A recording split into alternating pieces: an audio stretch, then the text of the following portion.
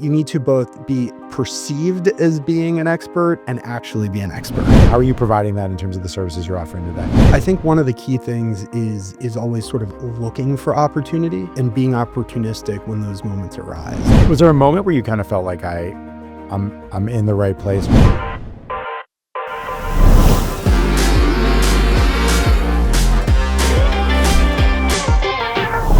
Welcome to Beyond the Frame. Today, we're going to talk about figuring out how to build your personal brand. And when you know you're ready for that next step, whatever that next step is in your career. I'm here with Evan Davis. Evan, please introduce yourself, your role, title, what the heck do you do? Yeah, thanks for having me here.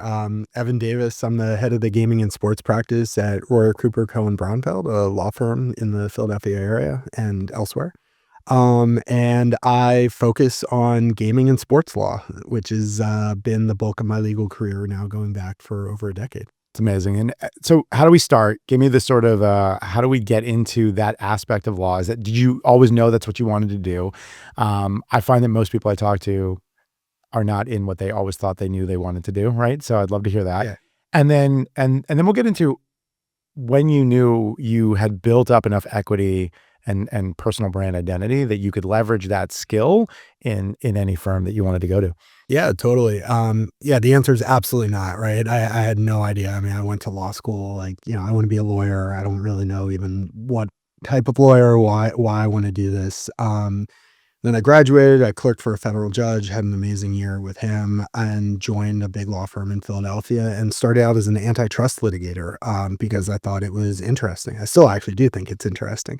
And worked for them, worked for another big firm, and then decided I really wanted to go in-house and work inside of a company. And at the time, my wife and I and our two then very young boys had just moved to Ballackinwood, and I was told, and I agreed that, I can do whatever I want, but we're not moving. And so I said, all right, I'm going to look for jobs in-house where I could drive from my house. And just draw a circle on a map and how far am I willing to drive, right? And so I interviewed with a handful, one like a natural gas company and I think a chemical company, and then I interviewed with what's now Rivers Casino, and they had a general counsel role open. And, I remember my first round interview there, and, do you have any background in gaming? No. Have you ever worked in house? No. Like, it felt like every prerequisite they were asking me is, And I walked someone out. didn't read that resume. Yeah. and I walked out and I'm like, all right, well, strike one. And then I got a second round, I got a third round, I got offered the job, and it was just kind of game on from there. That was back in 2015. Okay. So started in the industry, was the general counsel there for about 5 years, and really saw a tremendous amount of growth and change within the industry itself. That was just, fortunate timing on all the developments with sports betting and online gaming and things like that happened. So kind of had an outsized role both for substantive responsibility within the company, but also got to enjoy a little bit of an outsized role in, publicly facing, given all that was going on with our company and the industry at the time. Amazing. And so was there a moment where you kind of felt like I'm in the right place, or like, I feel like everyone talks about the negative. They talk about imposter syndrome, right? Where you're at this moment and you're like, how did I get here? But I feel like people don't talk enough about that moment. There is that moment also where you're like, yeah, I know my stuff. Right. And so coming from somebody who literally had to write no on the resume for experience across like 6 categories on that job and still got it, was there a moment where you kind of, whether you're sitting across the table from, someone in an adversarial situation or you're providing advice to somebody in the house, was there like a moment where you just went, yeah, no, I definitely know what I'm talking about and know this space and I'm an expert? Yeah, I can't think of like an exact specific instance, but generally speaking, I really approached getting into that role is understanding, acknowledging to myself and to my colleagues, like, I don't know this world the way that you do. Right. And so like almost approaching with humility yeah, absolutely. But also I said, but I want to learn. And so include me in meetings that I might not be needed in, quote unquote, because I want to be a fly on the wall. I want to absorb this. I want to ask questions. I want to learn what I'm doing here.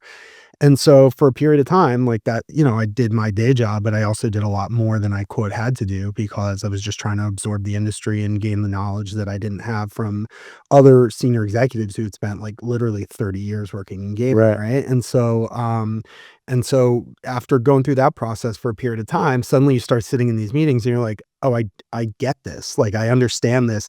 And then I start offering suggestions or feedback and they're like, "Oh, good point." And you're like, that's when you start to say like, "Okay, I'm up to speed." You get your sea legs. Yeah. Yeah. It's funny because to your point, I mean, we on the video production side a lot of times are you know, proposing and putting out our contracts to try to work with clients. And I find sometimes it's interesting hearing your story where I'll notice that sometimes it'll go get redlined by someone that's in-house and you just clearly know that they don't understand the scope of what we're trying to do with the questions or what they're, trying to redline. Like, hey, here's, whatever the options might be. And so it's interesting to hear the importance, right? And so, for those attorneys, like sit in on those extra meetings, do that extra work because I do think it's critical that you understand what you're right. If you're, and I'm sure those attorneys are really good on those other contracts that they see all the time. But when you get this one random, hey, we need to do this video project, this, huge training video project, and they're asking questions or redlining things that are like clearly need to be part of scope. Mhm. It's a lot more helpful and allows for a lot less rounds of revisions if you're on the same page, I find. Yeah, and I'll ask I mean, obviously within gaming now, I know, I understand what I'm looking at, but to the extent that I get presented with something that has, an industry focus or some other quirk to it that I know I don't fully grasp this. Sure. The best thing you can do is say that to, in my case, say that to my client, like, "Hey, I read this. I don't really understand what paragraph X is getting at." And they're like, "Oh, that's because," and they explain it to you, and you're, Right. "Oh, okay. Now that you've described that to me, This is a mess. either like this makes total sense, or that's not at all what this says. So let's fix it, right?" Yeah, yeah, yeah. But no one, no matter what you do, is expected to like have the same expertise as everyone else. Sure. So, because we all learn from what we've done in the past. And so if you're dealing with people that have done different things than you, they're going to know different things than you. And you just have to acknowledge that. I like that from a just transparency and honesty perspective. I feel like not a lot of people follow that mantra. You're almost like afraid to acknowledge that moment of like, I don't know what this says, right? But half the time, Why would I? if I love that answer. So take us into kind of up to speed now. So you're now with a new firm. You're no longer in house, and what is it that what started this conversation was, hey, there's this moment, maybe an epiphany or whatever, or a process or a build up to a moment where you're like, hey, I've built up uh, a brand, a personal brand that people know that they can rely on me for this area of the law. When did that happen for you, and how did that happen for you? And now that you're in your role, how does that come to pass, right? Like how are you providing that in terms of the services you're offering today? Yeah. So So leveraging that. I think it was sort of a multi-step process. I recognized pretty early on, when I started it at Rivers, I think I was 35, 34 years old. So I realized like I had a, career trajectory that Yeah. was going to be extended ahead of me. And so what I think one of the key things is always sort of looking for opportunity, and being opportunistic when those moments arise. And so for me, in 2017 and then in 2018 was when sports betting became a thing, right? And Pennsylvania wound up being at the forefront of that. And I was able to recognize when that happened, like, this is an opportunity, right? This is going to sort of shift the landscape in gaming. And I'm not behind where everyone else was in terms of their experience. And I really threw myself into it. And I threw myself into it on the marketing side and the operation side and as best I can. And then, I got like a speaking gig out of it. Like I got invited to Nice. be on a panel at a conference. I thought, oh, okay, like this is, so now I'm at this conference and I'm surrounded by people who actually have been doing things in sports betting for a while. Many of whom were, European or British. And let me meet these folks, right? Let me just start to build up that network a bit.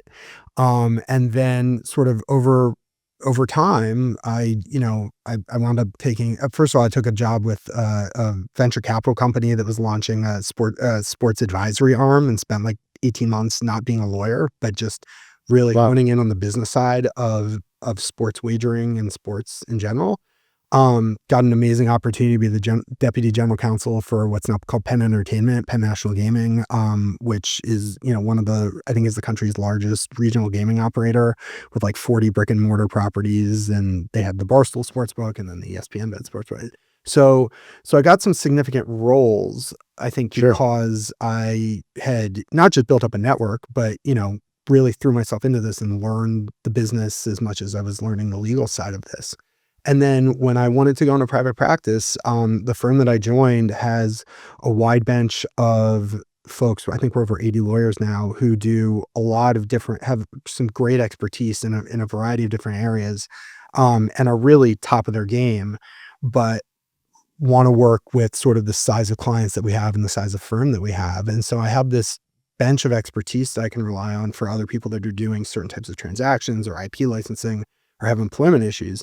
But I brought in this gaming niche, right, in this level of expertise. And what I tell people all the time is I think in order to be successful in that, you need to both be perceived as being an expert and actually be an expert. And oftentimes people have only one but not the other, right? And it could be one, it could be the other. Sure. But I was cognizant of needing to have a public facing reputation within the industry of being somebody Sure. that people had heard of and knew. And candidly, I would like to think liked, like would talk to people at conferences, hang out, right? Like this is somebody that we enjoy chatting with and working Yeah. with.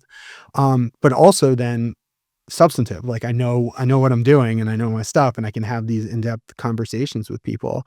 And I think when you sort of get that reputation, it attracts people to you as an advisor, Right. because ultimately that's how I see myself is, yeah, I'm a lawyer, but really I'm a trusted advisor. And in order to be a trusted advisor, kind of going back to what you were saying earlier with like people who don't understand your business, Right. you have to understand your client's business, because if you don't, then you're just a lawyer, right? Who's reading their documents. And that's usually, I think, not what people are looking for. Right. They're looking for somebody who can just be an asset to them, because most of the time companies are not looking to make the best legal decision possible. They're looking to make the best business decision possible. And legal plays a material role in that. Mm. But, if you give people an ironclad contract, but it basically never gets across the starting line, then what good does that do you, Right. right? And so how do we facilitate your business objectives while maximizing your legal protections or, abilities or whatever it is? How do we navigate this regulatory landscape that might be uncertain at times, Sure. especially in gaming where all these different things are evolving? This is uncertain. Let's measure risk. Let's assess it. Let's figure out, your best bet, your safest bet is to do this. Well, yeah, but if we do that, like it's going to cost more money than we have. So we can't, right? Right. Okay. Well, what's plan B? So I think being an advisor means understanding your client's business, and it means actually spending the time in building up to that point to ask the questions that you ask in these meetings, build your network, not just for knowing people, but for the knowledge that they impart on you and allow you to really understand as much as possible. I love it. I always talk about the value exchange, especially if you're creating content, right?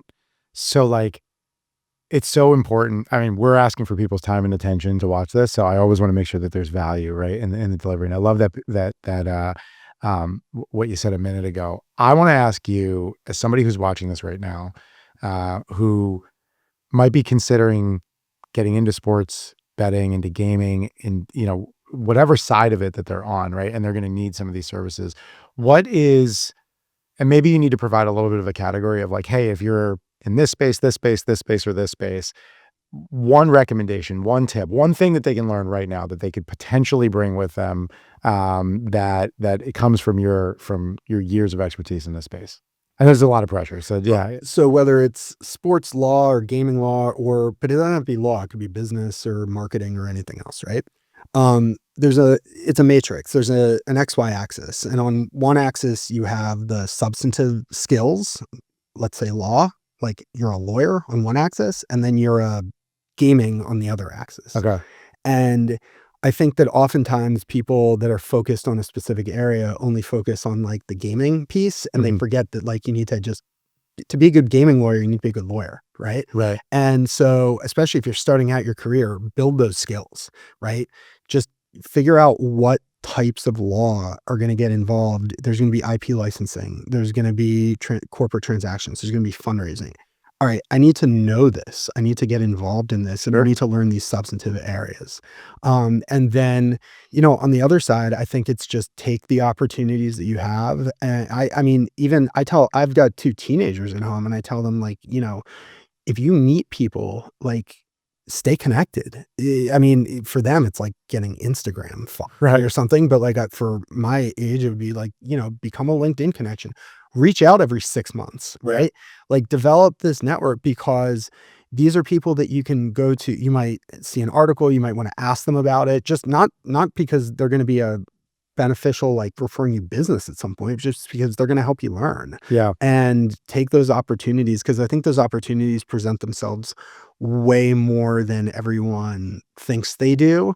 And if you just think back, if you're a 20-something-year-old and you're finishing up school, or you're just out of school, and you say, "Hey, go back the last 6 months and think about everyone who you interacted with on any micro level who has some relevance to what you're interested in." They'd be like, "Yeah, that's a good amount of So people." And yeah, so, okay, it's a lot of people on Fortnite. now how do I now how do I leverage that fact? Sure. And yeah, so I think that those are probably the 2 areas of advice I would give. I love it. Well, Evan, thanks so much for being here, and I hope you had fun. I definitely had a good time, and we did the value exchange, so we did our job. Awesome. Thanks for having me. Thanks.